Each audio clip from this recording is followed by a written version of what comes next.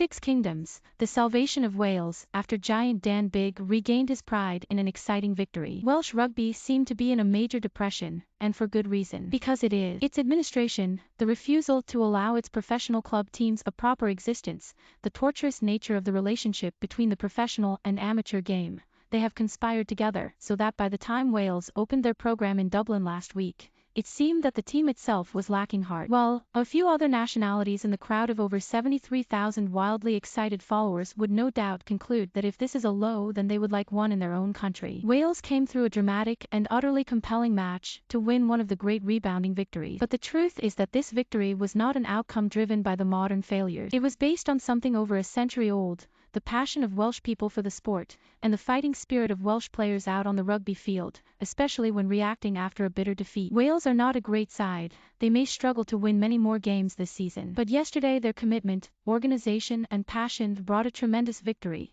one that they thoroughly deserved. Dan Biggar typified it, as Biggar often typifies the goodness of professional rugby. He has never quite been forgiven by many for not being a sidestepping, swerving genius, but he should be praised for another reason. Biggar is a colossus, a decent man with incredible courage and composure in the face of criticism and defenders. Yesterday, he appeared to have so many injuries that the medical people hardly knew which to treat next. But he stood tall and strong, kicked beautifully, managed his team and their possession beautifully, engaged in a fervent conversation with the referee with skill. Towards the end, he walked off field towards the bench, royally applauded. Then someone realized that this was a bad idea. Biggar walked back on, kicked a penalty deep into Scotland territory, and Scotland never quite broke out again. But it would be preposterously easy after the outstanding Scotland win over England, to say that they bottled this in Cardiff, that they were mentally frail. They were nothing of the sort. They played their game and some basic errors apart. They did it with their own versions of skill and passion, and frankly, even though they will be bitterly disappointed, they have very little with which to berate themselves. They were given a cutting edge by Finn Russell on the two wings,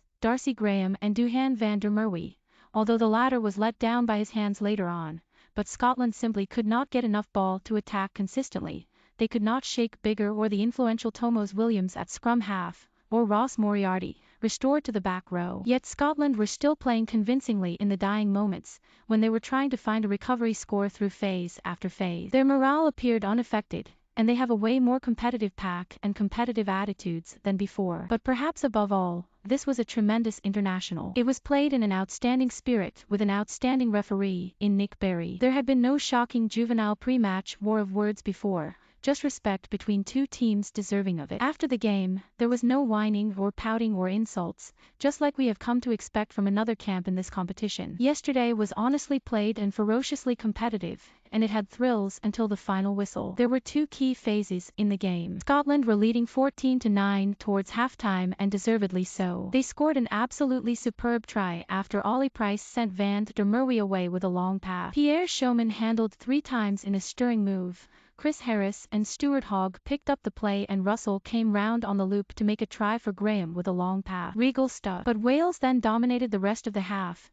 driving almost fanatically, with Owen Watkin and Moriarty to the fore. They eventually drove the ball from a line-out close in, and Tomas Francis, one of the Welsh heroes of the era for holding on with astonishing courage at a time when Wales had few great props, burrowed his way over to score to make it 14-14 at halftime. The relentless pace, the selfless defending of both sides, lasted the whole course. Russell kicked a penalty after an outstanding Scotland move, while led by Sione Tuipulotu at a time when Scotland had a posse of fresh players on against a Welsh starters, but Biggar had it back at 17-17 after Williams and Taine Basham had conspired around the fringes, and a chip by Biggar had put Scotland in danger. Wales kept on coming, with a desperation not to let things slip. Biggar was limping noticeably at this time, and it seemed over-optimistic when he elected to kick for goal from 48 meters. Somehow, he managed to get his legs through the ball, watched it cannon back off the crossbar, and Alex Cuthbert followed up and caught it. Wales attacked, but Cuthbert returned to the move amongst scenes of joy, dived over in the corner. Then the mute button. He had put a foot into touch in goal. Wales came back for a penalty,